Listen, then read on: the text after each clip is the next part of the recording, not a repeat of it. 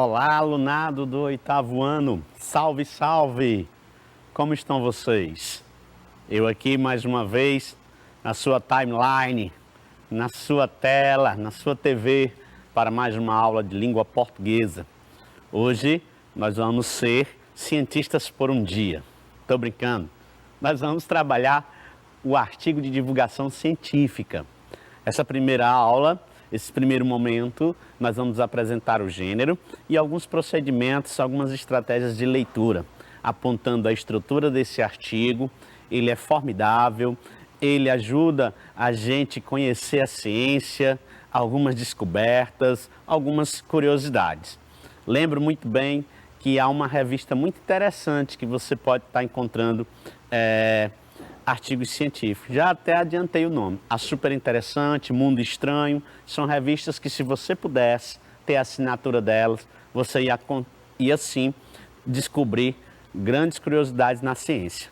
Vamos a esse artigo de divulgação científica, esse gênero fabuloso e que só tem a contribuir com o nosso conhecimento na ciência. A ciência ajuda o homem em tudo. Vamos nessa, que a aula está super legal. Conforme combinamos, língua portuguesa, ensino fundamental para o 8º ano. Você que está aí já pode preparar seu material, lápis, caneta, seu caderno, tá certo? Tem que ser usado, tem que consumir o caderno. E você vai abrir o nosso livro aí, do Diletta Delmanto, na página 193, lá no inbox, para lembrar, para a gente ver a estrutura desse gênero, tá certo? Já pegue seu material e vamos nessa. Tempo da nossa aula de 30 minutos, nossa disciplina é essa, língua portuguesa. O conteúdo de hoje é o artigo de divulgação científica, tá certo? Aqui, na tua página 193 do livro, conforme combinado, tu vai encontrar esse inboxinho para lembrar, porque em outros momentos tu já tem se deparado com esse gênero, tá certo? Aqui é mais uma revisão. O artigo de divulgação científica, ele tem essas 4 partes aí bem básicas. Primeiro, a intenção principal, os leitores, que é o público em geral e as pessoas que são interessadas nesse assunto. Nós temos a organização e a linguagem. Vamos para a intenção principal. A intenção principal, divulgar conhecimentos científicos, tornando-os acessível ao público leigo. Você já até ouviu essa expressão, eu sou leigo nesse assunto. Quando a pessoa usa essa expressão dizendo que é leiga em determinado assunto, é porque ela não tem os conhecimentos aprofundados, experienciais, não é? Científicos, sobre determinada coisa. Então ela se diz leiga. E você, em contato com esse gênero textual, você sai da posição de leigo para, pelo menos, para a posição de alguém que tem noção sobre determinado assunto científico. Os leitores, quem é que se interessa por artigo científico? Você sabe me dizer? Qualquer pessoa deve se interessar, sem problema. É um público em geral. E aí existe públicos menores, são vocês, juvenil, adolescentes, que podem estar em contato com textos científicos numa linguagem mais acessível a vocês. Vocês estão em fase de descoberta. Feira de ciências, por exemplo. Quem não já fez experimentos, né? Em casa ou motivado pelo professor de ciência? É uma espécie de ciência também, né? E de descobrimento científico. Então, por isso eu repito, há revistas destinadas a um público mais adolescente. A Mundo Estranho, por exemplo, a Mundo Jovem, a Super Interessante, traz curiosidades formidáveis nesse quesito, tá certo? Então, quem for interessado em ciência, eu acredito que todos devem ser, tá certo? Porque ela ajuda a gente a descobrir, a viver melhor, né? Até proteger o planeta. Organização. Ideia principal e ideias secundárias, que tem a introdução e conclusão. Se digital, tem presença de links. Digital é porque se de repente tu acessa um site, tu acessa um blog, algum meio virtual, lá tu vai ter os hipertextos, que são links que te mandam para outros textos, para outros conhecimentos. Então, há muitos links para você clicar, tá certo? Mas se for escrito, impresso, você vai ter a ideia principal na organização e as ideias secundárias, assim como num artigo, não é? Só que aqui voltado para a área da ciência. Introdução, muito legal, nós vamos já ter contato com uma introdução, que é aquele momento, aquele primeiro parágrafo em que o articulista tenta aguçar a curiosidade da gente, e a conclusão daquele estudo, daquele texto, a resposta ao título, por exemplo. Geralmente os artigos científicos, eles trazem sempre o título em forma de pergunta para aguçar mais ainda a curiosidade e fazer com que o leitor leia até o final, e lá na conclusão ele tem resposta para a pergunta título. Linguagem. É uma linguagem carregada de procedimentos explicativos, claro. Citação de especialistas na área. Então, um artigo científico que se preza sempre traz a fala de uma autoridade científica. Termos do cotidiano, com alguns termos técnicos da respectiva área. E a Prova Brasil, exames internos e externos, pode utilizar um artigo científico e elaborar uma questão perguntando sobre a linguagem. Muito cuidado. Nem sempre a resposta, por ser um artigo da ciência, a resposta pode ser necessariamente linguagem formal. Não, a linguagem pode ser técnica. Então, em se tratando de tipo de linguagem técnica, científica, essas palavrinhas são muito usuais quando se trata de elaboração de questões referente ao tipo de linguagem. Emprego da norma padrão, é natural. Predomínio de frases declarativas, são aquelas que vêm com um ponto final, o ponto seguido, declarando, afirmando algo, porque são afirmações, não é, experienciais. E aí você acompanhou na página 193. Então, se de repente termina a aula do professor Rufino, e se alguém lá fora na tua casa, ou mesmo aí, te pergunta, rapaz, o que é mesmo um texto de divulgação científica? O que tu vai responder? Fecha aqui comigo, tu vai responder. O texto de divulgação científica é um texto de grande circulação. Claro, ele tem um valor utilitário entre nós muito grande, principalmente nos meios acadêmicos. Professor, o que significa meios acadêmicos? Falou em academia, não falou somente em academia de ginástica, pessoal. Falou em meio acadêmico, academia significa espaço de conhecimento. São as universidades, as escolas, tá certo? As faculdades. Meio acadêmico é isso. Escolas, universidades e na sociedade de maneira geral, porque importa a todos o que acontece no mundo da ciência e da tecnologia. É triste um presidente que não valoriza a ciência, porque a ciência em um país alavanca descobertas, até mesmo de vacinas, ajuda o aquecimento global, ajuda a combater o aquecimento global, ajuda a combater enfermidades crônicas, enfim, a ciência é tudo de bom. E sempre houve um embate, né, na antiguidade, entre ciência e religião. Hoje não. A própria religião e o catolicismo entendem a ciência como ferramenta de evolução e de avanço. Por isso, todos nós devemos sim dar valor à ciência. Então, o texto de divulgação científica é isso. É um texto de grande circulação, principalmente nos meios acadêmicos. Aí aqui, nós temos um texto de divulgação científica, que eu fiz questão de tirar de um suporte destinado a vocês, não é? Crianças, adolescentes, que é a revista Ciência Hoje das Crianças. Olha que interessante o título dessa revista. Revista Ciências Hoje das Crianças. Criança gosta muito de curiosidade, de descoberta, né? Lembro que minha filha lá em casa, Maria Paula, mais o Pedro Henrique, gostavam muito de preparar, e parecia um laboratório, esses slimes, quando foi a febre do slime. Pedia para eu comprar ingredientes diversos, não é?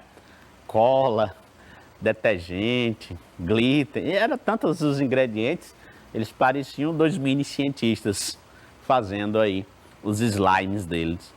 Pararam, passaram dessa fase, agora estão aí em outra fase dos jogos online. Mas você, criança, já teve alguma curiosidade com certeza, porque é natural, à medida do seu crescimento. E será que você já se perguntou algum dia por que a girafa tem um pescoço comprido? Você já se perguntou? É uma curiosidade. E esse artigo vai responder. À medida que a gente vai lendo, a gente vai fortalecendo o nosso conhecimento de mundo. Vocês sabiam disso? Ou você acha que as girafas sempre existiram de pescoço longo? Será que já existiu girafa de pescoço curto? Vamos ler o artigo? Para começo de conversa, não é só o pescoço da girafa que é comprido. Ela é toda muito alta. Olha a introdução, pessoal. Mas, acredite, os antepassados das girafas não eram assim. Esse animal foi adquirindo essa característica ao longo de muitos milhares de anos, num processo de transformação que se dá de forma lenta e é chamado de evolução, né? Dá-se o nome de evolução. Essas transformações ou mutações, que é a mesma cor de mudança, que resultaram na girafa com a aparência que conhecemos hoje, aconteceram no material genético dos ancestrais dela.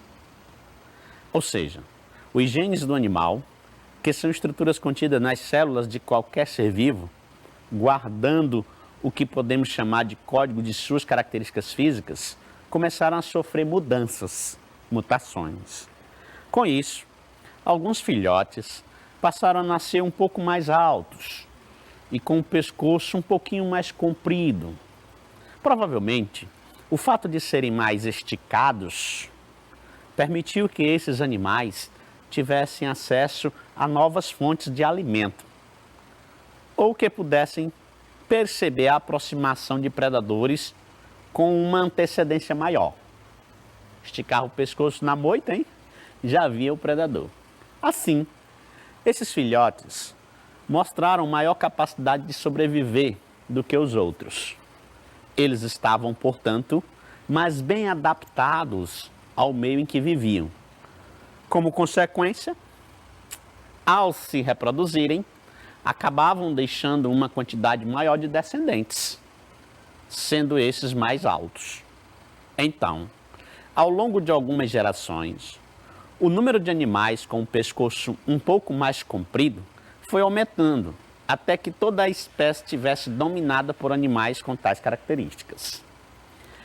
A esse tipo de situação, os cientistas chamam de seleção natural.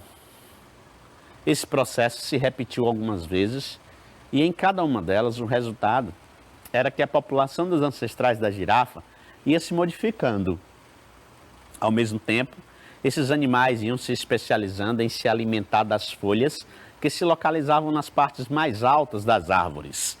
E em resposta a essa necessidade, seu pescoço ia se alongando ainda mais a cada geração. Quando todas essas características se estabilizaram em uma população de animais que hoje conhecemos como girafas, a espécie estava definida. Assim como as girafas, olha a conclusão interessante. Todos os seres vivos, inclusive nós, humanos, são resultados de processos evolutivos. Cada vez que os indivíduos se reproduzem, pequenas alterações no material genético acontecem espontaneamente. Portanto, podemos dizer que estamos todos em constante evolução. Então, a palavra-chave, e eu acredito que até soa bonita aos meus ouvidos, aos teus também. Evolução, eu gosto muito dessa palavra. Aquele que se evolui mentalmente, profissionalmente, humanamente, ele está mais suscetível a naturalmente permanecer por mais tempo nesse mundo. Sabiam disso? Olha só, eu estou aplicando um conceito da ciência ao nosso dia a dia. E o artigo científico nos mostrou que a evolução, a seleção natural, são ferramentas fundamentais para a manutenção de uma espécie, tá certo? Para a manutenção e progressão dela. Então, tá aí, vocês descobriram hoje, por meio da leitura desse artigo científico, por que a girafa tem o pescoço comprido. Vamos à análise da estrutura desse texto, né? Oralmente e de forma simples. Se eu te pedir o título, Que fácil, professor Rufino. Acabei de ler o texto. Eu sei o título. O título é esse. Porque a girafa tem um pescoço tão comprido. Lembra que eu te disse que geralmente os artigos científicos têm como título uma interrogação? Não é? Próxima aula nós vamos trabalhar a questão da pontuação. E a pontuação aqui no título, a interrogação, faz todo sentido. Para aguçar a curiosidade e fazer com que o leitor vá procurar a resposta a essa pergunta na leitura do texto. Não é à toa. Então, se eu te pedir que nós identificássemos, se eu te pedir para identificar a introdução, é claro que tu não vai para o último parágrafo e nem vai para o parágrafo central.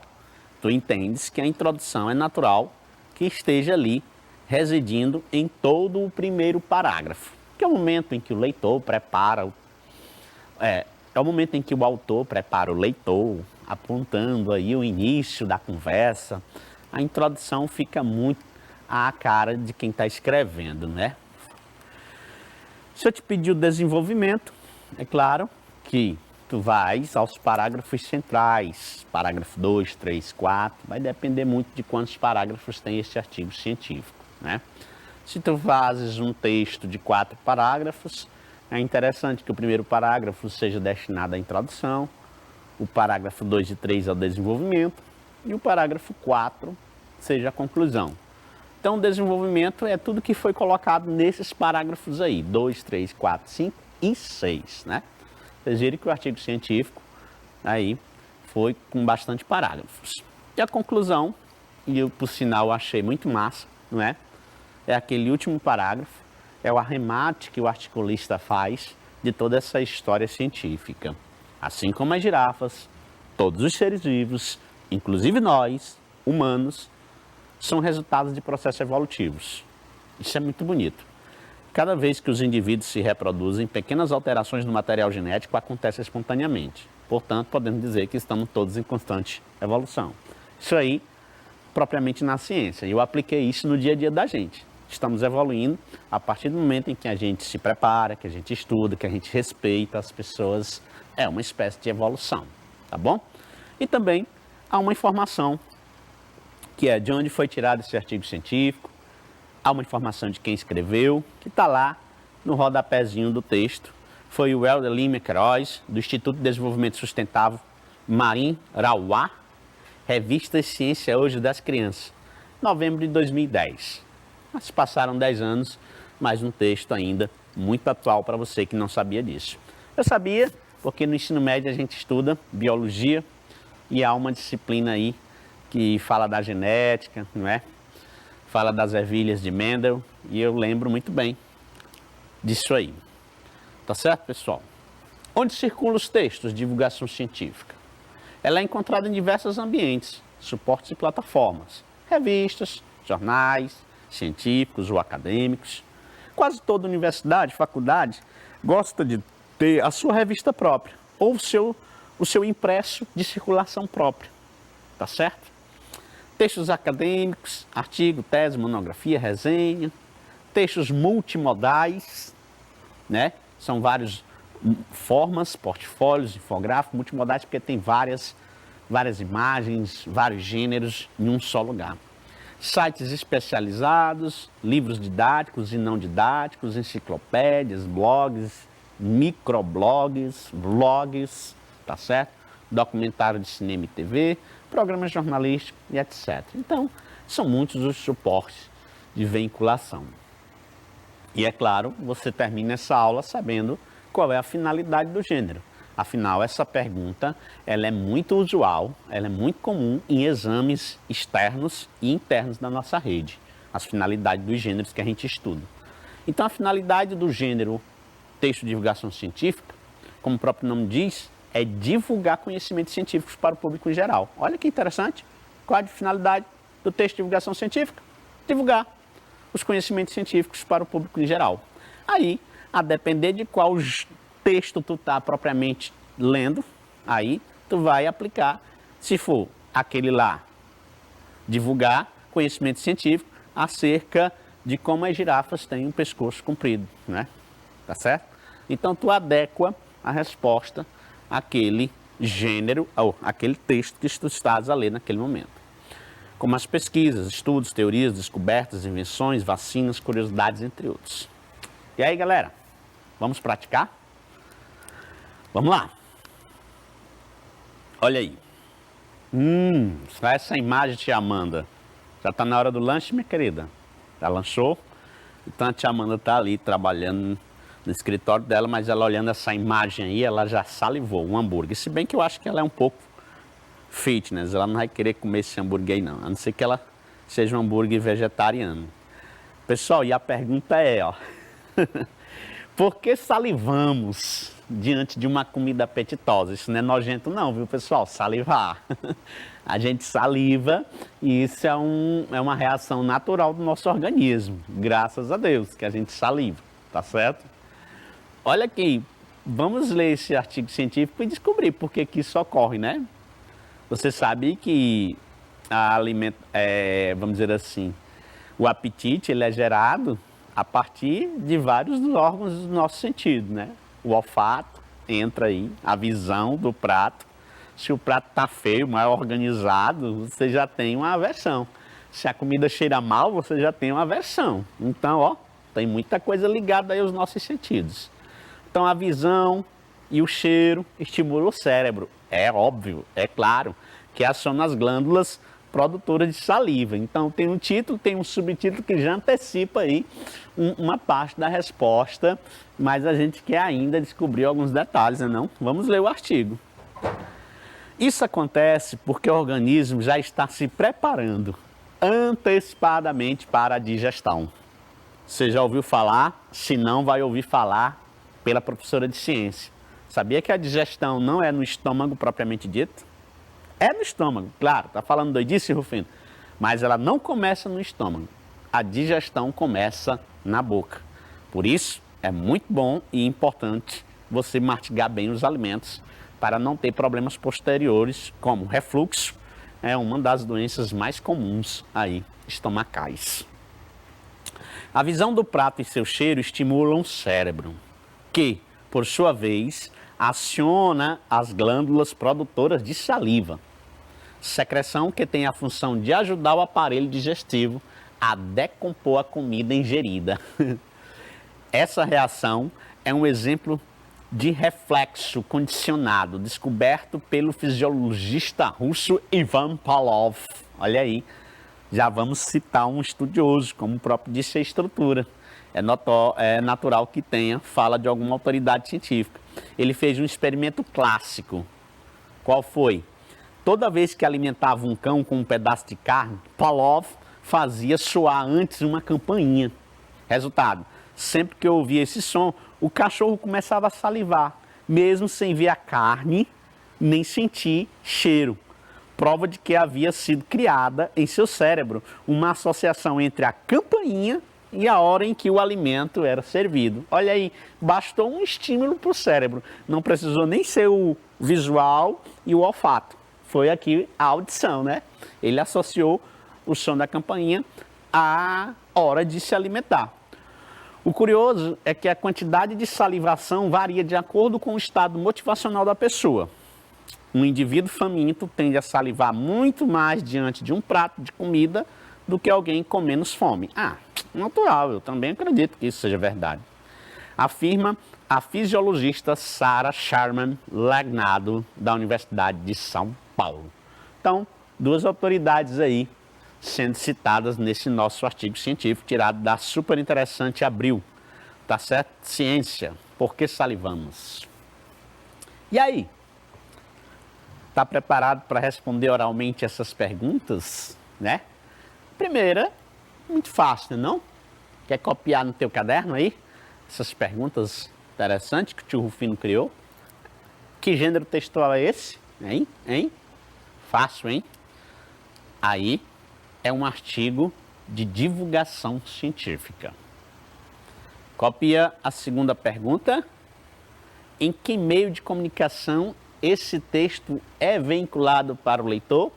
Geralmente tu vai ali na legenda, né? Para tu responder essa pergunta. Meio de comunicação, suporte de vinculação, em que lugar nós encontramos aí esse texto?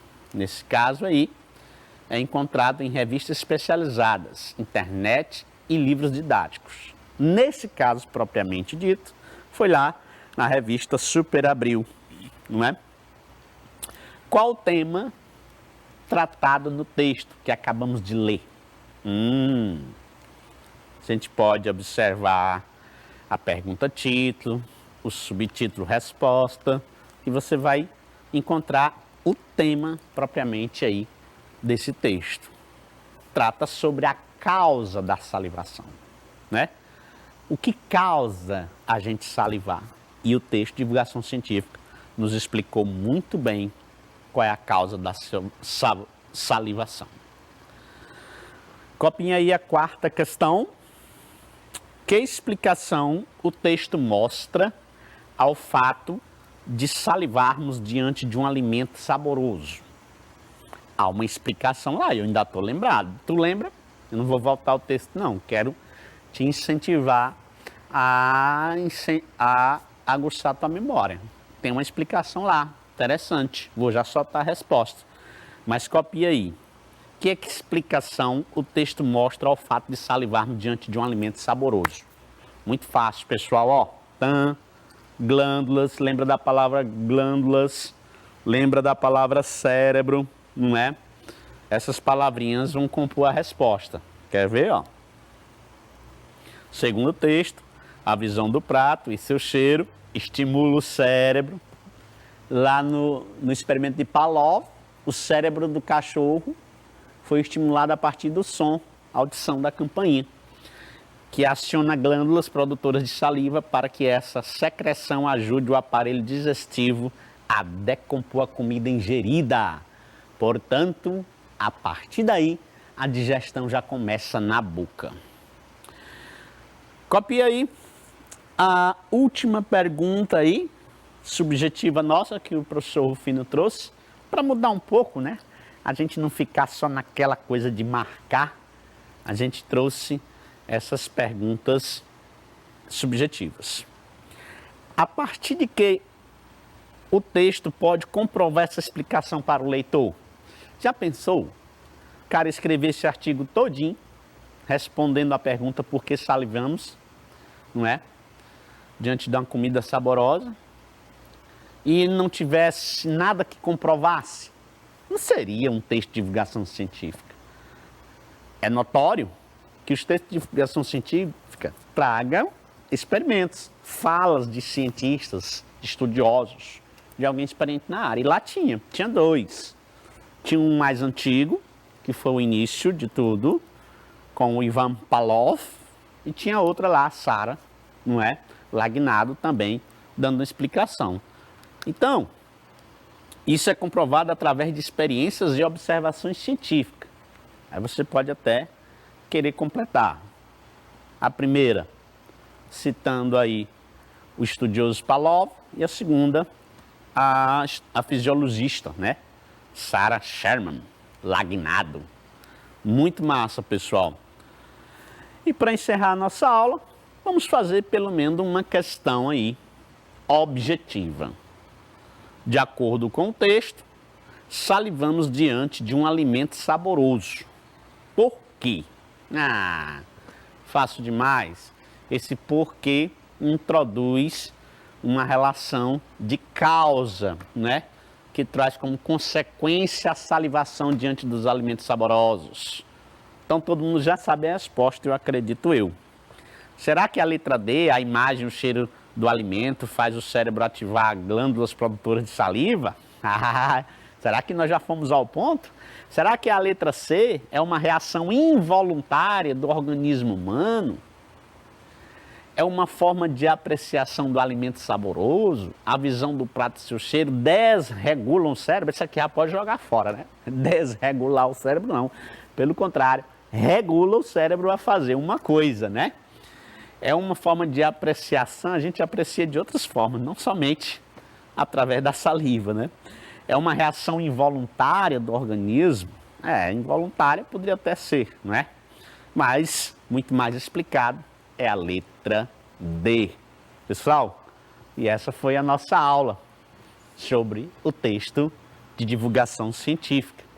Espero que eu tenha aguçado a curiosidade de vocês, meus queridos alunos, em especial os que residem aí na região do Mário Covas, tá certo? E na região do Vamos Ver o Sol, que são os lugares em que eu passeio as duas escolas. Bye, bye, fiquem em casa e cuidem-se.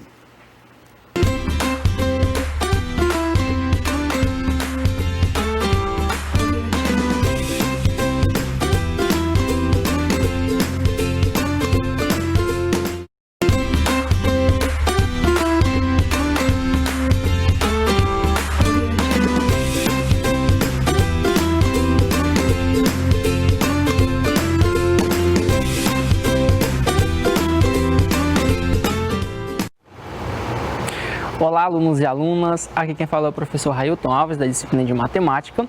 Sou professor da Rede Municipal de Ensino de Teresina, ministro aula na Escola Municipal Júlio Lopes Lima, localizada na Zona Sul de Teresina. Gostaria primeiramente de mandar um forte abraço para toda a equipe gestora da Escola Júlio Lopes, para toda a equipe de professores, para os alunos e para você, aluno, que está acompanhando esta aula juntamente conosco. Vamos começar a nossa aula. Esta aula é uma aula voltada para as turmas de 8º ano do ensino fundamental e o conteúdo que nós veremos hoje é o conteúdo sobre triângulos isósceles. Vamos começar a nossa aula. O descritor que nós iremos trabalhar na nossa aula de hoje, que é o 28, que diz: reconhecer e aplicar as propriedades dos triângulos isósceles e equilátero na resolução de problemas. Nessa primeira aula nós iremos ver o triângulo isósceles e em uma aula posterior nós veremos o triângulo equilátero. O conteúdo, mais especificamente, propriedades de triângulos isósceles quanto aos lados e aos ângulos. O objetivo: compreender as características de um triângulo isósceles, identificar e definir um triângulo isósceles a partir do estudo dos seus lados e também dos seus ângulos, e resolver problemas que contemplam o estudo do triângulo isósceles e suas características. Características essas que nós veremos adiante. Vamos continuar. Introdução. Triângulo isósceles é um polígono que apresenta 3 lados, trilátero, sendo 2 deles congruentes, ou seja, que possuem a mesma medida.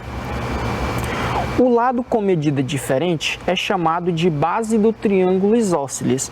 O ângulo formado pelos 2 lados congruentes é chamado de ângulo do vértice, ou seja, o ângulo formado pelos 2 segmentos que possuem medidas iguais. E, por consequência, o terceiro lado, ou seja, o lado diferente desses 2 lados congruentes, nós chamamos de base do triângulo isósceles. No triângulo isósceles ABC, representado no próximo slide, os lados AB e AC possuem mesma medida, ou seja, os lados congruentes. O lado BC é a base do triângulo. O ponto A é o vértice, enquanto o ângulo A é o ângulo que nós chamamos de ângulo do vértice. Veja no slide a seguir.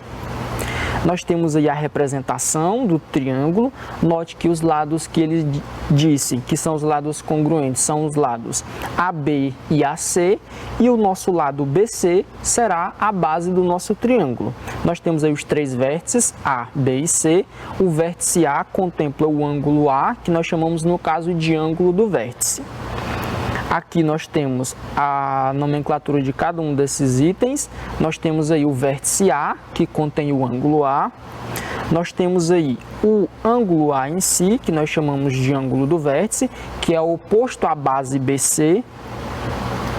Nós temos aí o lado AC congruente ao lado AB. Do outro lado, nós temos o lado AB congruente também ao lado AC. E por último, nós temos aí a base, que é o lado BC do triângulo, conhecido como base do triângulo isósceles. Lembrando que a base é esse segmento BC, mas você pode, dependendo da posição que você colocar o triângulo, esse triângulo pode ter, no caso, 3 bases. Mas, como no triângulo isósceles esse é o terceiro lado, ou seja, o lado diferente dos outros 2, ele é conhecido como base do triângulo isósceles. Em um triângulo isósceles, o ângulo oposto à base é conhecido também como ângulo do vértice, como nós já havíamos falado, já que este vértice fica destacado em relação aos demais, pelo fato de os outros dois possuírem ângulos com medidas idênticas. Ou seja, nós também veremos isso adiante. Por quê? Observe que ele tem dois lados congruentes. Por consequência disso, os dois ângulos da base, que na nossa imagem que vocês estão vendo aí seriam os ângulos B e C, eles também serão congruentes. Ou seja, no triângulo isósceles nós temos um par de lados congruentes e nós também temos um par de ângulos congruentes. Continuando. Propriedades dos triângulos isósceles. Todo triângulo isósceles apresenta as seguintes propriedades. A primeira, os ângulos das bases são congruentes, como eu já havia falado para vocês. Isso é uma consequência justamente de ele possuir esses dois lados congruentes. 2. A bissetriz do ângulo do vértice coincide com a altura relativa à base e com a mediana. Ou seja, ao traçar a altura desse triângulo em relação à base desse triângulo, que na nossa imagem anterior seria o segmento BC, essa altura irá coincidir com a mediana e também com a bissetriz desse ângulo, que no caso seria o ângulo do vértice, no caso da imagem anterior do ângulo A. Para provar essas propriedades, iremos utilizar um triângulo isósceles ABC. Traçando a bissetriz do ângulo do vértice, formamos os triângulos ABM e ACM, conforme a figura abaixo. Observe essa figura, nós temos novamente os vértices ABC, os lados AB e AC, que são os lados congruentes, e nós temos a nossa base BC. Só que ele traçou a bissetriz do ângulo A, que é o que nós chamamos de ângulo do vértice, através do segmento AM. Observe também que o segmento AM ele é perpendicular ao lado BC, ou seja, ele é também a altura desse triângulo.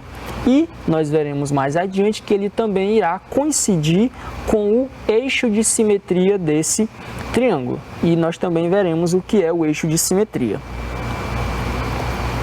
O segmento AM é a bissetriz do ângulo A e também a altura do triângulo em relação à base BC. Note que o lado BC foi dividido em dois segmentos pelo ponto M do segmento AM. Observe que nós temos dois segmentos, nós temos o segmento BM e o segmento MC. Nós veremos também mais à frente que esses dois segmentos serão segmentos congruentes. Ao observar bem a figura, você consegue notar que ele dividiu esse triângulo em dois outros triângulos, como ele já havia mencionado, no triângulo ABM e no triângulo AMC, que nesse caso são triângulos retângulos, porque nós temos aí o ângulo reto nos dois triângulos, porque o segmento AM coincide com a altura desse triângulo em relação à base BC. Como a AM é bissetriz, altura e mediana, outra característica desse segmento, mediana por quê? Porque ele dividiu o segmento BC em dois segmentos congruentes, BM igual a MC, como ele cita aí adiante. Note que o lado AM é comum aos dois triângulos, ou seja, a altura que nós traçamos, que irá coincidir com a bissetriz e com a mediana, ele é comum aos dois triângulos que nós já havíamos mencionado. Observe que o segmento AM ele pertence tanto ao triângulo ABM quanto ao triângulo AMC. Além disso, os lados são congruentes, lados iguais do triângulo isósceles ABC. Continuando. Desta forma, temos o caso de congruência de triângulos lado, ângulo, lado, que ele representa com essa sigla LAL. Concluímos então que os ângulos da base do triângulo ABM e ACM possuem a mesma medida. Observe isso a seguir através da seguinte representação. Nós temos aí um triângulo. Esse triângulo é o primeiro triângulo, é o triângulo ABM. Observe que nós temos agora o outro triângulo, que é o triângulo AMC. Por quê? Ao traçar a altura, você criou dois triângulos. Vejamos por que esses triângulos são congruentes. Observe que Pelo fato de o triângulo original ser um triângulo isósceles, o segmento AB ele era idêntico ao segmento AC. Logo, nós iremos marcar com um risquinho, ou seja, esse segmentozinho que nós colocamos nesse lado identifica que esses dois segmentos são congruentes, ou seja, que eles possuem medidas iguais. Nós iremos fazer isso em relação aos outros lados. Observe que eu disse também que o segmento AM divide o lado BC em dois segmentos congruentes, porque AM, além de altura e bissetriz, também é mediana em relação à base BC. Logo, como nós vimos anteriormente, o segmento BM é igual ao segmento MC, portanto, eles possuem medidas iguais.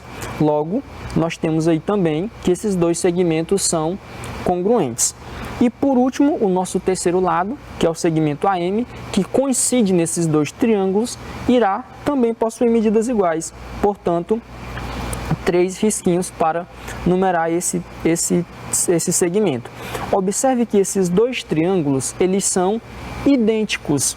Nós temos AB igual a AC, BM igual a MC e AM igual a AM, que é o segmento original. Portanto, nós podemos dizer que esses dois triângulos são congruentes, ou seja, todas as suas características são idênticas. Por isso que ele diz que ele utilizou o caso de congruência lado, ângulo, lado. Por quê? Observe que nós temos aí o segmento AB, que é congruente ao segmento AC, ou seja, um lado. Nós temos o ângulo B, que é o ângulo da base, e também nós temos o ângulo C, que nós já vimos que são ângulos congruentes, que é o ângulo lá do nosso caso de congruência. E por último, ele coloca o outro lado, que na verdade vai ser o segmento BM, que também é idêntico ao segmento MC. Por isso o caso de congruência, lado, ângulo, lado. Continuando. Podemos ainda concluir, como os triângulos ABM e ACM são congruentes, as medidas são iguais. Portanto, também é a mediana relativa à base do triângulo, ou seja, BM é igual a MC. Além disso, também é a altura, como nós já vimos, relativa à base, pois forma com a base dois ângulos iguais a 90 graus. Somente uma observação. Todo o triângulo, ele tem, como eu já havia falado, ele pode ter 3 bases e 3 alturas, dependendo do lado que você escolher para determinar, no caso, para ser a base desse triângulo. No triângulo isósceles, nós dizemos que esse terceiro lado, que é o lado não congruente aos outros dois, é a base justamente porque ele já possui essa característica de ser diferente. Mas eu poderia pegar um dos outros lados e dizer que é a base desse triângulo. Consequentemente, eu teria 3 alturas, ou seja, pegar o segmento do vértice oposto a esse lado que eu escolhi e traçar uma perpendicular. Continuando, a área dos triângulos. Para encontrar a área de um triângulo isósceles, usamos a fórmula da área de um triângulo qualquer. A área de um triângulo qualquer é determinada pela seguinte fórmula: A é igual a B vezes H dividido por 2, onde o A ele representa a área, que é o valor que nós queremos encontrar, o B é a base, ou seja, a medida da base desse triângulo. Como eu já falei, o triângulo pode ter 3 bases, depende da sua escolha, e a altura é justamente a altura que eu mencionei, que pode ser no triângulo, no caso, 3 segmentos, dependendo de qual segmento você escolhe para ser a base do triângulo. E, no final, você divide tudo por 2. Continuando. Veja a aplicação dessas regras no exemplo abaixo. Exemplo.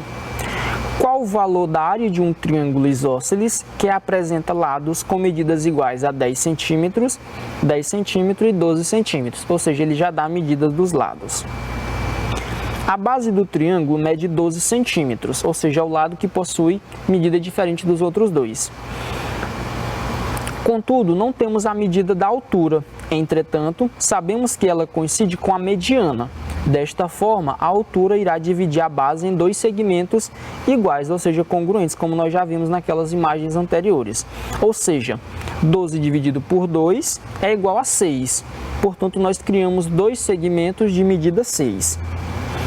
de acordo com a imagem. Você tem o triângulo com os dois lados iguais a 10 e a base igual a 2 centímetros. Ao traçar a altura, ou seja, que ele representou por H, formando a perpendicular, você dividiu o segmento BC em dois segmentos congruentes de medida 6, já que o segmento total é 12. Continuando. Para encontrar a altura, iremos usar o Teorema de Pitágoras. O que diz o Teorema de Pitágoras? O quadrado da hipotenusa é igual à soma dos quadrados dos catetos de um triângulo retângulo. Nós temos aí 10 ao quadrado é igual a 6 ao quadrado mais h ao quadrado. De onde veio essas medidas? Justamente da nossa imagem. O 10, que é o segmento AB ou AC, é a nossa hipotenusa. H é um dos catetos e a medida 6 da base, que é no caso a metade do segmento BC, é o segundo dos catetos, porque os dois triângulos são retângulos e nesse caso são congruentes, ou seja, são idênticos. Portanto, aplicando o Teorema de Pitágoras, nós teremos 10 ao quadrado é igual a 6 ao quadrado mais h ao quadrado.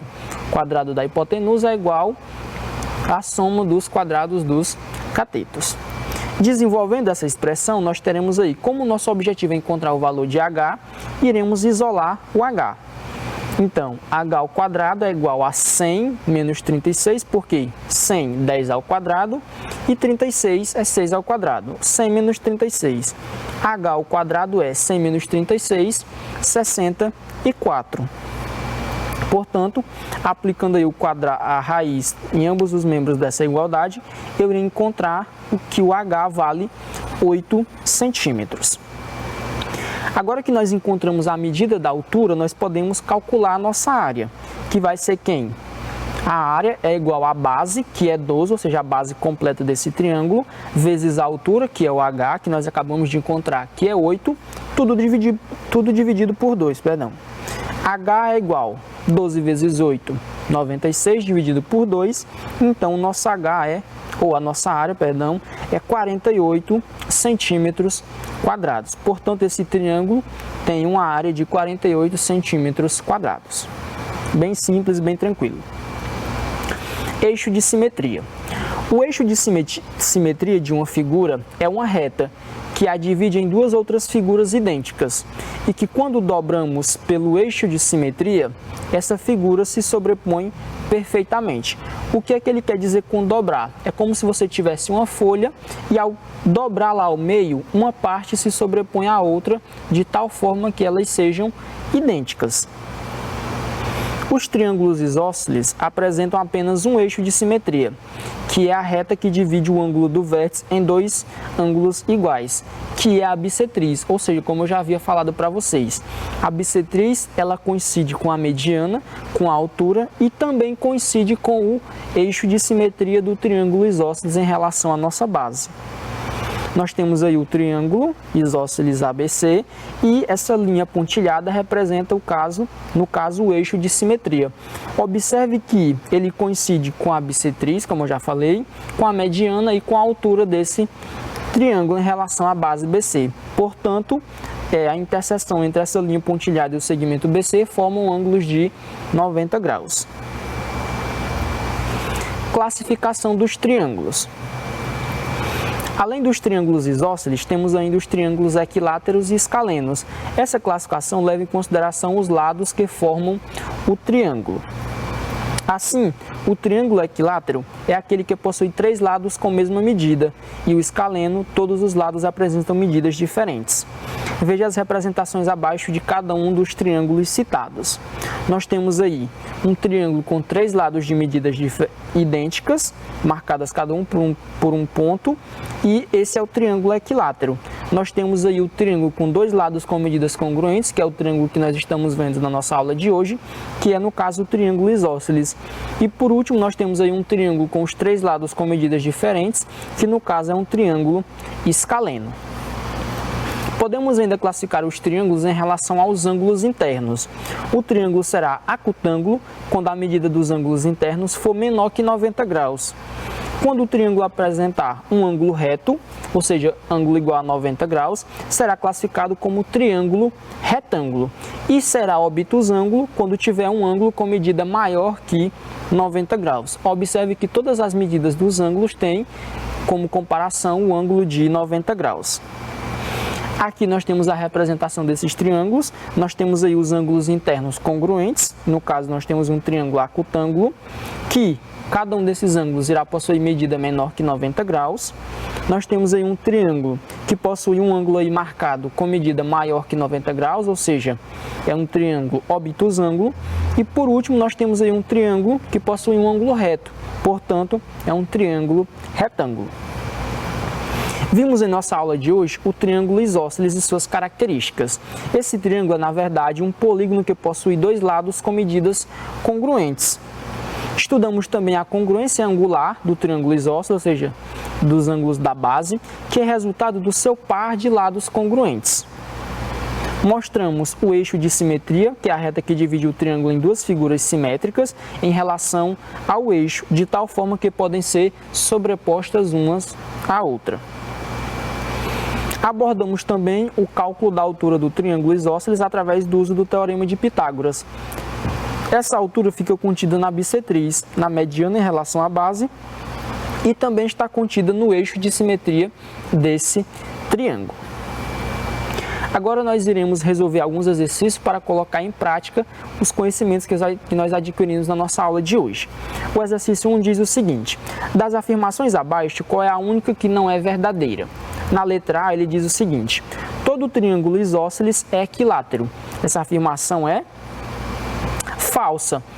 Todo triângulo isósceles não é equilátero. Nós veremos mais à frente que o contrário é verdadeiro. Existem triângulos que são retângulos e isósceles ao mesmo tempo. Essa afirmação é verdadeira. Existem sim triângulos retângulos que podem ser isósceles. No caso, os dois ângulos da base serão 45 graus e o ângulo do vértice terá 90 graus. Os ângulos da base de um triângulo isósceles são iguais. Afirmação verdadeira. Nós vimos sim que os ângulos da base de um triângulo isósceles são congruentes porque ele também possui um par de lados congruentes. Letra D. Todo triângulo equilátero é também isósceles. Ou seja, é a afirmação que eu disse que é parecida com a primeira. Portanto, essa afirmação é verdadeira. Ou seja, todo triângulo equilátero ele é isósceles. Por quê? Quais são as características do triângulo isósceles? Possui dois lados com medidas congruentes e dois ângulos com medidas congruentes. E no triângulo equilátero, isso tudo é possível, que nós veremos na nossa aula seguinte. Ele tem dois lados congruentes e também dois ângulos internos congruentes. Portanto, todo triângulo equilátero é também um triângulo isósceles. E por último, a letra E diz: mediana e bissetriz relativas à base são o mesmo segmento em um triângulo isósceles. Portanto, a afirmação verdadeira. Nós vimos que isso é sim uma característica do triângulo isósceles. Questão bem simples, bem tranquila, apenas você deveria analisar as alternativas e justificar se é verdadeira ou falsa. Exercício 2. Um triângulo isósceles ABC com base AB igual a C, com lados AB igual a C, possui o lado AB que mede 6 centímetros. Sabendo que o ângulo A mede 60 graus, qual é a medida da base BC desse triângulo? Vamos para a nossa solução. Aí abaixo ele dá as alternativas. Solução. Primeiramente devemos notar que o triângulo é isósceles, já que ele identifica que AB é igual a AC. Iremos agora representar o triângulo para facilitar a análise das informações dadas na questão. Veja no slide a seguir. Nós temos aqui um triângulo isósceles, que é o triângulo que ele deu na questão, de vértices A, B e C. Ele disse também que o lado AB é igual a 6 centímetros. É dada na questão que AB é igual a 6 centímetros. E também é dito que AB é igual a AC, o que implica que AC também é igual a 6 centímetros, já que esses dois segmentos são congruentes, pela propriedade da transitividade. Continuando. Iremos agora marcar o ângulo que foi dado na questão, que nesse caso foi o ângulo A igual a 60 graus. Fazendo a marcação dos valores encontrados através das consequências acima, temos o seguinte, veja no slide a seguir. Nós temos aí novamente o triângulo, nós temos aí o vértice A, o B e o C, nós temos aí o lado AB que é 6 centímetros e nós temos o lado AC que também é 6 centímetros, já que o lado AB é igual ao lado AC, que foi uma informação que ele deu na questão. Continuando. Ele disse também que o ângulo A, que foi também uma informação que ele deu na questão, que esse ângulo mede 60 graus. Agora que marcamos os dois lados e o ângulo, vejam quais consequências podemos tirar das informações dadas na imagem. Ou seja, nós vamos analisar essa imagem e verificar as informações, quais consequências nós conseguimos tirar dessas informações que nos foram dadas até aqui. Primeira, se AB é igual a AC, os dois são iguais a 6 centímetros. Os ângulos da base do triângulo, que são o ângulo B e o ângulo C, são congruentes. Ou seja, se o lado AB é igual ao lado AC, o ângulo B, por consequência, é igual ao ângulo C, já que os ângulos da base de um triângulo isósceles são congruentes. Diante disso, temos que os dois ângulos medem, por exemplo, x graus. Sabemos ainda que, observe o seguinte, x mais 60 é igual a 180 graus, ou seja, se eu somar todos os ângulos internos desse triângulo, eu tenho como resultado 180 graus. Então, eu posso encontrar o valor de x, eu vou somar os valores, eu vou aplicar a propriedade, o princípio aditivo, e temos aí 2x igual a 120 graus. Utilizando agora o princípio multiplicativo, eu vou dividir os membros dessa igualdade por 2 e eu vou encontrar que o meu x, ou seja, o ângulo x, ele é igual a 60 graus. Agora note o seguinte, novamente na imagem, vértice A, vértice B, vértice C. O lado AB 6 centímetros, AC 6 centímetros, ângulo A 60 graus. Logo temos que os três ângulos possuem medidas iguais, o que faz com que o triângulo em questão seja equilátero, já que possui os três ângulos internos com medidas iguais, ou seja, o ângulo A é 60 e os dois ângulos da base também são 60 graus. Então nós temos, assinalando os ângulos do triângulo, o B é 60 graus e o C também é 60 graus. Como o triângulo é equilátero, os dois outros lados, ou seja, os dois lados que ele deu na questão, medem 6 centímetros. E, por consequência, o terceiro lado também mede 6 centímetros, porque uma das características do triângulo equilátero é possuir os três lados com medidas iguais. Portanto, marcando na imagem, o lado BC também é igual a 6 centímetros. A alternativa que contempla a solução correta é a letra C, ou seja, o lado BC mede 6 centímetros. Questão bem simples, bem tranquila. Continuando. Exercício 3. O triângulo ABC é isósceles de base AC. Sabendo que o ângulo A mede x mais 30 graus e o ângulo C mede 2x menos 20 graus, determine o valor de x. Você tem aí a representação na imagem, você tem os dois ângulos. Ele disse que o lado AB é igual ao lado AC, ou seja, o triângulo é isósceles, portanto, os dois ângulos congruentes são x mais 30 e 2x menos 20. Portanto, na solução nós teremos o seguinte, já que temos o ângulo A igual ao ângulo C, podemos igualar os dois ângulos, já que eles são iguais, ou seja, congruentes. Portanto, nós temos 2x menos 20 igual a x mais 30. Dando continuidade, aplicando aí o princípio aditivo, eu vou encontrar x menos 20 graus igual a 30 graus. Utilizando novamente o princípio aditivo, eu vou encontrar x igual a 50 graus. Portanto, o nosso valor de x na nossa terceira questão é igual a 50 graus. Questão bem simples, bem tranquila e de fácil resolução. Por último, nós temos aí o exercício 4, que diz o seguinte, o triângulo ABC abaixo é isósceles com base AB. Calcule o valor de x. Observe que você tem aí, de acordo com a imagem, que o lado AC é igual ao lado CB. O ângulo C, que é o ângulo X, vai ser, nesse caso, o nosso ângulo do vértice. E um dos ângulos da base é o ângulo A igual a 40 graus. Como que nós podemos resolver essa questão? Vamos fazer aqui a solução. Já que o triângulo é isósceles e a base é AB, os lados congruentes são AC e CB, que foi o que nós já falamos. Diante disso, temos que os ângulos A e B são congruentes, ou seja, pois eles são os ângulos da base. Nesse caso, possuem o mesmo valor. Como o ângulo A é igual a 40 graus, implica que o ângulo B também é igual a 40 graus, pela propriedade da transitividade. Logo, nós temos o seguinte, 40 mais 40 mais x é igual a 180. Novamente, eu vou utilizar a propriedade da soma dos ângulos internos de um triângulo. Então, eu terei que o ângulo B também mede 40 graus. Então, para encontrar o valor de x, eu uso a propriedade da soma dos ângulos internos de um triângulo. Então, eu tenho 40 mais x igual a 180. Portanto, utilizando aí o princípio aditivo, eu vou encontrar que o nosso x ele vale 100 graus. Logo, nós vamos fazer aqui a marcação no nosso triângulo. Logo, temos que o valor de x é 100 graus. Marcando os valores no triângulo abaixo, nós temos aí o nosso triângulo ABC, nós temos aí o nosso ângulo B, que nós identificamos que é 40 graus, porque ele é congruente ao ângulo A, e o nosso ângulo X, que nós estamos representando aí com esse ângulo azul, ele mede 100 graus.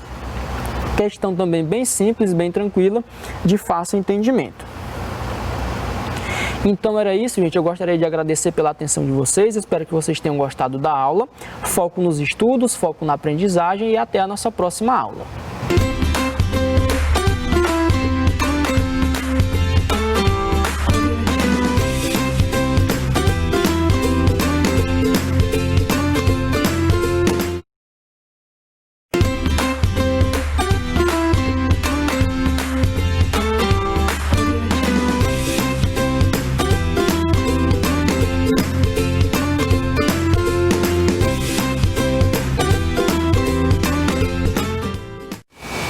Olá pessoal, tudo bem? Eu espero que sim.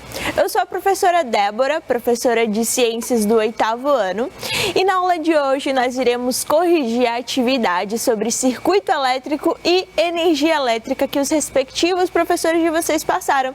Então esse é o momento. Pega a sua atividade, pega seu lápis e sua borracha para corrigir a atividade direitinho, tá bom? Então vamos lá, corrigir a atividade?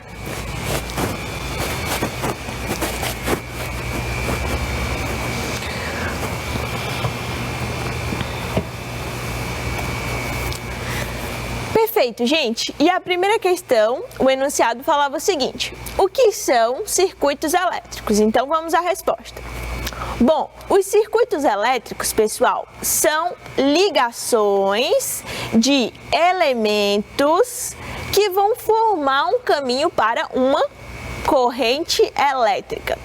Então, quando eu estava explicando essa aula de circuitos elétricos, eu falei para vocês que ligações, elementos e corrente elétrica são as palavras-chave aí dos circuitos elétricos. Todo circuito elétrico vai ter elementos que vão ser ligados por ligações, tá? E essas ligações vão permitir a passagem de corrente elétrica. E aí eu coloquei até um esqueminha de um circuito elétrico, tá? Então, cada um desses elementos aqui são responsáveis aí pela transmissão, tá? De energia elétrica. Então, por exemplo, esse elemento aqui é o gerador, responsável por gerar energia a um circuito elétrico. Esse outro elemento aqui, que é a lâmpada, funciona como receptor. O receptor vai receber a energia, né, isso, e vai transformar em outro tipo de energia. Então, vai receber energia elétrica e vai transformar em outro tipo de energia. No caso dessa lâmpada, a transformação que está ocorrendo aí é a energia elétrica proveniente aí do gerador, que é essa bateria, essa pilha, que está sendo transformada em energia luminosa, tá certo? E ainda tem um outro elemento adicional nesse circuito elétrico, que é o interruptor. Esse elemento, ele é responsável por abrir e fechar um circuito elétrico, né? E esses fios aqui são as ligações, tá? São o sistema condutor. É por onde a corrente elétrica vai passar, tá certo? Então, essa é a definição básica aí de um circuito elétrico, beleza, pessoal? Eu vou deixar essa resposta alguns minutinhos aí na tela, uns 2 minutinhos, para quem não conseguiu acertar, corrigir direitinho, tá certo? Então, nos vemos daqui a alguns instantes.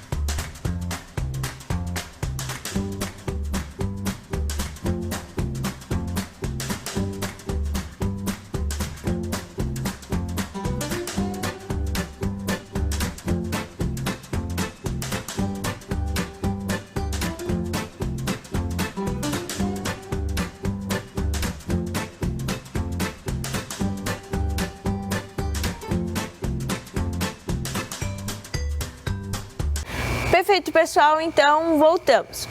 E a segunda questão, o enunciado falava o seguinte: esquematize um circuito elétrico simples, identificando todos os componentes e as funções de cada um deles. Então, nessa questão, vocês teriam que ter desenhado um circuito elétrico, identificando cada um dos elementos e também falando aí sobre as funções de cada um deles, tá bom? Então, vamos à nossa resposta. Então, pessoal, vocês já devem estar cansados de ver essas imagens, né? Porque eu sempre, quando vou falar de circuito elétrico, coloco essa imagenzinha. Então, essa imagem, esse esquema, representa um circuito elétrico do tipo simples, tá bom? Como eu falei para vocês, existem outros tipos de circuitos elétricos mais complexos, que vocês só verão lá no ensino médio, tá? O que interessa pra gente agora é esse circuito elétrico simples, tá bom? Então, o circuito elétrico simples, ele é formado basicamente aí por todos esses elementos, tá? Os geradores, que já até falamos que são elementos responsáveis aí por fornecer uma energia ao circuito elétrico. Então, esse gerador pode ser aí diversas fontes de energia. Pode ser uma pilha que tem substâncias químicas capazes de gerar energia elétrica. Pode ser uma bateria, tá? Como a bateria de lítio, que também é composta aí por substâncias químicas. Pode ser um gerador de energia elétrica que tem lá no poste da sua casa. Então, há diversos geradores de energia, tá? Além dos geradores, existem os sistemas que são condutores. Geralmente, os condutores são os fios de energia elétrica, tá? E os fios, eles são responsáveis por conduzir a energia, tá bom? E aí, esses condutores, que são os fios, eles vão conduzir a energia até um receptor. No caso, esse receptor é a lâmpada, mas poderia ser um outro receptor, poderia ser, por exemplo, um liquidificador, ou poderia ser, por exemplo, um micro-ondas. Então, receptores são todos os equipamentos elétricos e eletrônicos que recebem a energia elétrica e são capazes de transformar a energia elétrica em um outro tipo de energia, tá bom? E além disso, vão existir elementos adicionais nos circuitos elétricos, como por exemplo os interruptores, tá? Não necessariamente o circuito elétrico, para ser um circuito elétrico, precisa ter interruptor não, tá? Mas os elementos adicionais, como os interruptores, são bastante importantes aí na composição dos circuitos elétricos. Porque olha só a função dos interruptores. Os interruptores, eles estão presentes no circuito elétrico para abrir ou fechar um circuito, então para permitir ou não permitir a passagem de energia em um circuito elétrico, tá? Então, os interruptores estão lá para controlar essa função de passagem ou não passagem de energia elétrica, tá bom? Existem elementos adicionais, como disjuntores e diversos outros tipos de elementos, tá? Mas a esquematização básica aí de um circuito elétrico simples é como essa aí que está sendo mostrada aí na tela para vocês, tá bom? Então, para quem não conseguiu acertar essa questão, quem não conseguiu identificar todos os elementos ou todas as funções aí dos circuitos elétricos, eu vou deixar esse esqueminha aí na tela, tá bom? Uns 2 minutinhos para vocês corrigirem direitinho, tá certo? Então, nos vemos daqui a alguns instantes.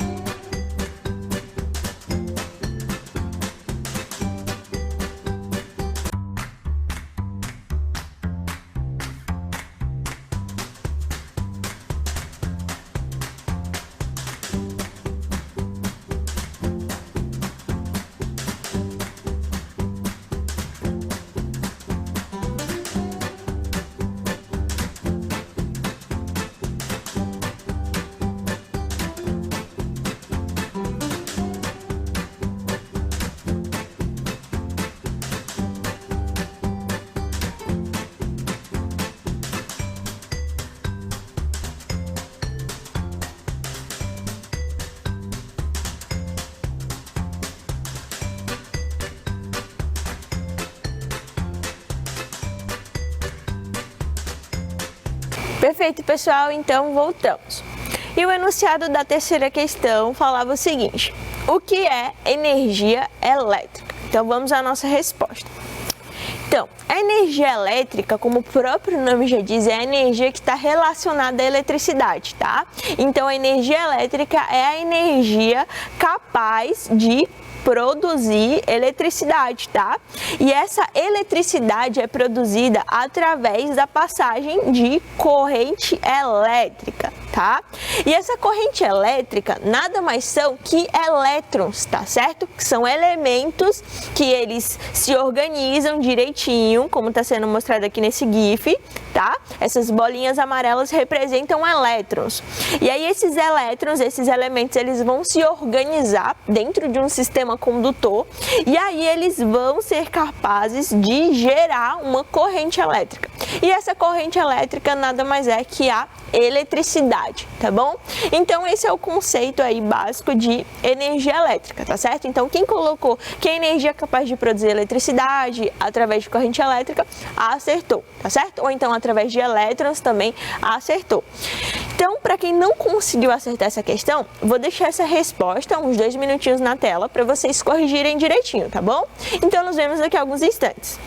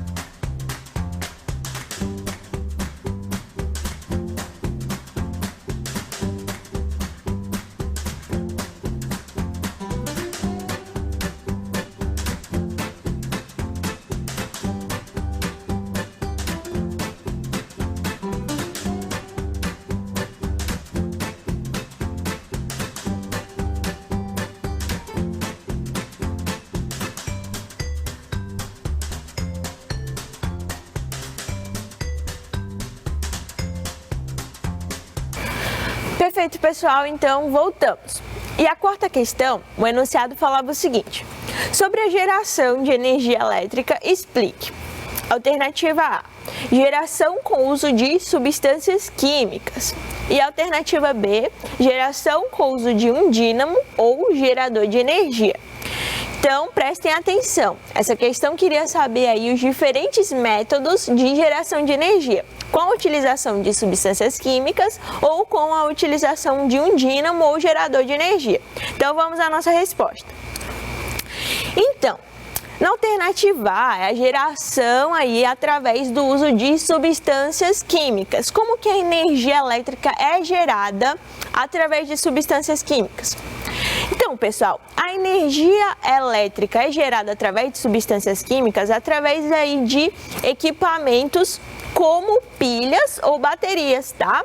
No caso, nesses equipamentos, a energia vai estar armazenada em pilhas ou baterias com a utilização de substâncias químicas. Então, existem substâncias químicas presentes aí dentro das pilhas ou das baterias, e essas substâncias químicas são capazes de produzir energia, tá bom? Então, eu até falei para vocês, quando eu falei aí desse tipo de geração de energia, que é só você pensar, quando você coloca a pilha no seu controle remoto, é capaz de ligar a sua TV, né? Então, é gerado energia através disso, porque dentro da pilha existem substâncias químicas que são capazes de ativar o circuito dentro do controle da TV, e aí esse circuito vai ser capaz de ligar a sua TV, tá? Da mesma forma, quando você vai colocar uma pilha, por exemplo, uma bateria numa luminária, é isso? Então, se você tentar ligar a luminária sem a pilha ou a bateria, você não consegue ligar, né?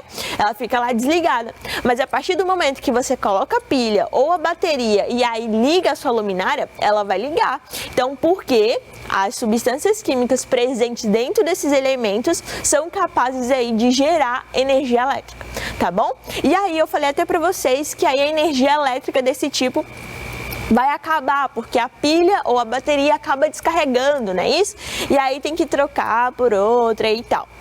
Pois bem, então essa é a geração com uso aí de substâncias químicas, tá? Mas existe outro tipo de geração de energia, que é utilizando um aparelho, tá? Que funciona mais ou menos como um motor, que é chamado de dínamo. Então, é a alternativa B, tá bom? A geração com uso de dínamo ou gerador de energia.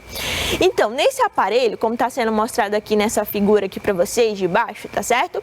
Esse equipamento aqui é um dínamo de uma bicicleta, tá bom? Então, um dínamo de uma bicicleta funciona mais ou menos como o dínamo de diversos outros tipos aí de equipamentos, como por exemplo dos aerogeradores que tem lá na energia eólica. Lembram dos aerogeradores? Aqueles ventiladores gigantes que eles são capazes de movimentar o vento, né? Isso é capaz de movimentar a hélice dos aerogeradores, e aí esse movimento acaba gerando energia, né? Do tipo energia elétrica. Então essa energia é gerada porque dentro do aerogerador tem um equipamento, um motor que funciona mais ou menos como um dínamo. E aí a energia mecânica, a energia do movimento é transformada em energia elétrica, tá? Então é por isso que os aerogeradores são capazes de gerar energia elétrica, porque o vento movimenta aquelas hélices gigantes e aí a energia do movimento é capaz de ativar o dínamo que existe dentro do aerogerador, e aí esse dínamo ativado ele vai acabar gerando energia elétrica, tá bom, pessoal?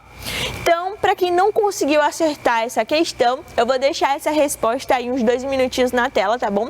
Para vocês corrigirem direitinho. Então, nos vemos daqui a alguns instantes.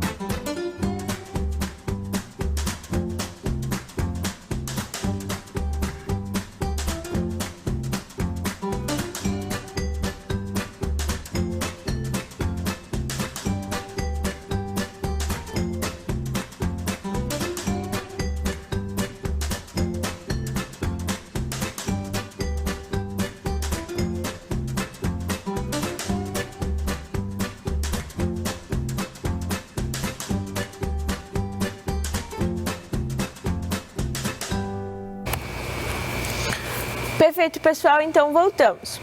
E o enunciado da quinta questão falava o seguinte: explique como a energia elétrica é gerada nas hidrelétricas. Então, nas usinas hidrelétricas, como que a energia elétrica é gerada? Vocês já sabem que a principal fonte aí de geração de energia elétrica aqui no Brasil são as hidrelétricas, não é isso? Então, foi por isso que eu coloquei essa questão aí proposital, tá bom? Então, vamos lá, a nossa resposta. Pois bem, pessoal, as usinas hidrelétricas, elas são construídas aí em instalações nos rios, tá bom? E aí é construído primeiramente uma barragem que literalmente vai barrar a passagem de água, tá? Então a água ela vai ser represada aí por uma barragem, como está sendo mostrado aqui nesse esqueminha. Olha só, aqui essa parte aqui é a barragem, tá? E a água do rio é barrada, tá bom? Perfeito. Essa construção dessa barragem vai fazer com que o curso da água seja desviado, tá? E aí a água vai passar por dentro de uma tubulação, que é mais ou menos essa cachoeirazinha que está sendo gerada aqui. Então, dentro aqui desse sistema existe uma tubulação por onde a água vai passar, tá bom? E aí a água passando por dentro dessa tubulação vai gerar um movimento, concordam comigo? Então uma força da água vai gerar um movimento. E lá dentro dessa tubulação vai ter um gerador de energia, que funciona mais ou menos como um dínamo. Então o movimento desse gerador de energia, ele vai girar, a água vai passar, aquele motor vai girar, né? Vai ser gerado um movimento, vai ser gerado energia mecânica e a energia mecânica vai ser transformada em energia elétrica.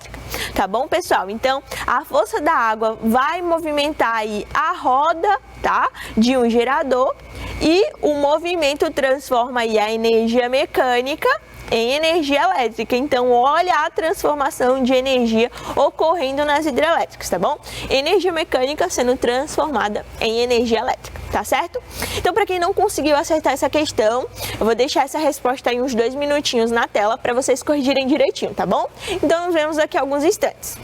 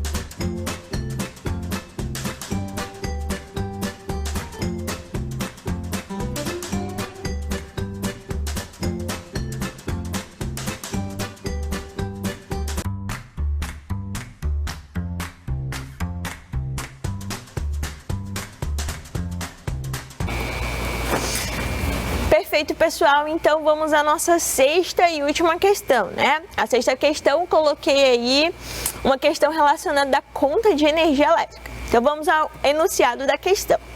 Marcelo compra um ventilador novo. Ele usa o ventilador somente à noite quando vai dormir por aproximadamente 8 horas. Sabendo que a potência do ventilador é de 65 watts e a tarifa de quilowatts-hora da cidade é de 80 centavos, qual o custo do ventilador na conta de energia elétrica do Marcelo por mês? Então vamos à nossa resposta. Vou fazer aqui o cálculo rapidinho, é isso? Pois bem, gente, Marcelo usa o ventilador aí por aproximadamente, deixa eu só mudar o ponteiro aqui rapidinho.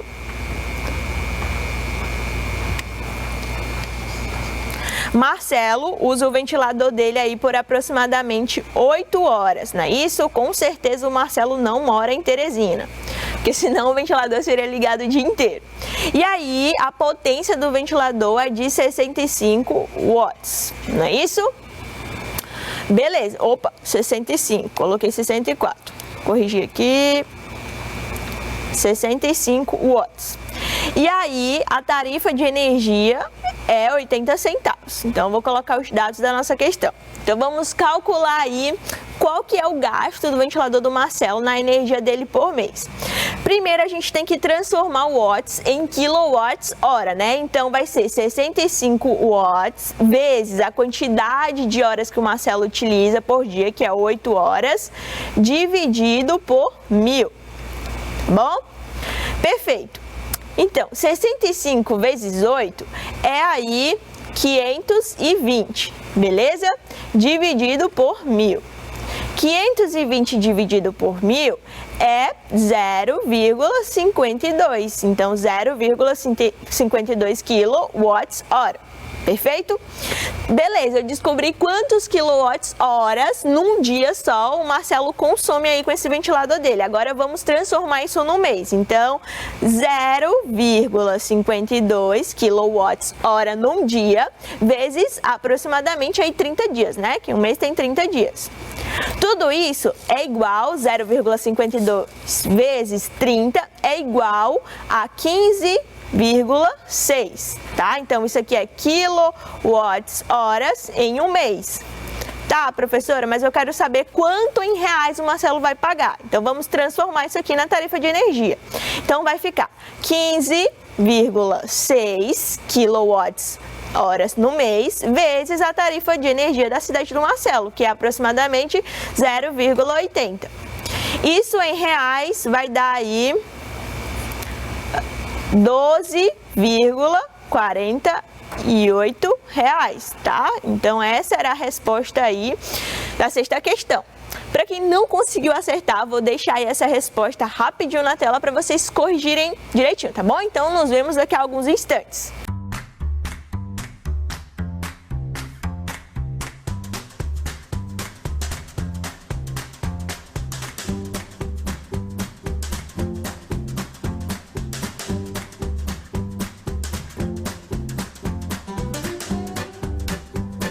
Perfeito, pessoal! Então, essa foi a nossa aula de hoje, tá? Nós corrigimos a atividade aí de circuito elétrico e energia elétrica. Eu espero que vocês tenham acertado todas as questões. Então, foi isso, pessoal. Forte abraço para todos, um grande beijo e até a próxima aula.